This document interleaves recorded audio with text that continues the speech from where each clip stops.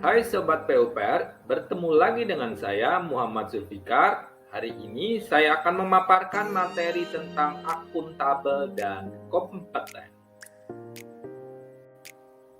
Akuntabel dalam banyak hal, kata akuntabel sering disamakan dengan responsibilitas atau tanggung jawab.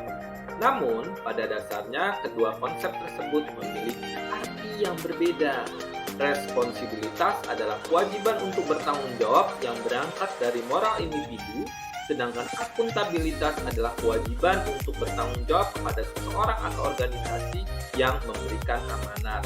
Dalam konteks ASN, akuntabilitas adalah kewajiban untuk mempertanggungjawabkan segala tindak dan tanduknya sebagai pelayan publik kepada atasan, lembaga pembina, dan lebih luasnya kepada publik. Aspek-aspek akuntabilitas adalah sebuah hubungan yang dimaksud adalah hubungan dua pihak antara individu atau kelompok atau institusi dengan negara dan masyarakat.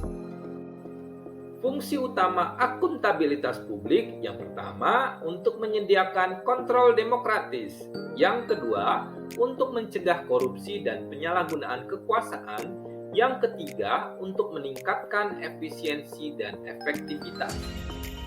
Tingkatan akuntabilitas terdiri dari 5 tingkat. Yang pertama, akuntabilitas personal, kedua individu, ketiga kelompok, keempat organisasi, dan yang kelima akuntabilitas stakeholder.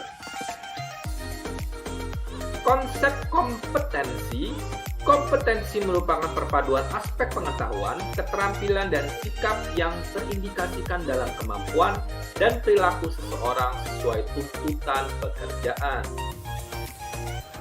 Berikut merupakan data yang bisa kami paparkan. Standar kompetensi jabatan ASN untuk jenis jabatan JPT, yang kedua administratif, untuk jenjang utama, madya, dan pratama. Prinsip pengembangan kompetensi ASN. Yang pertama, upaya peningkatan kompetensi yang dilakukan organisasi maupun individu melalui proses perencanaan, pelaksanaan, dan evaluasi sesuai dengan kebutuhan organisasi dan pegawai. Yang kedua, setiap ASN memiliki hak dan kesempatan untuk mengembangkan kompetensi.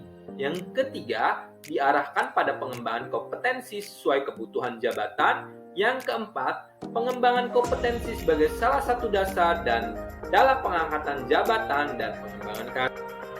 Pelaksanaan pengembangan kompetensi ASN terdiri dari pendidikan dan pelatihan. Pelatihan baik klasikal maupun non-klasikal. Pendekatan pengembangan kompetensi dalam hal ini pengembangan lebih variatif dan individual terdiri dari training, project assignment, ataupun feedback, coaching, dan mentoring. Pelaksanaan pengembangan kompetensi ASN link and match dengan kebutuhan organisasi atau instansi dan pegawai. Rencana pengembangan kompetensi ASN terdiri dari 2. Yang pertama, instansi pemerintah wajib menyusun rencana, dan yang kedua, perencanaan pengembangan kompetensi untuk mewujudkan profesionalitasan ASN. Berikut materi yang bisa saya paparkan terkait akuntabel dan kompeten. Sampai jumpa di pertemuan selanjutnya. Bye-bye.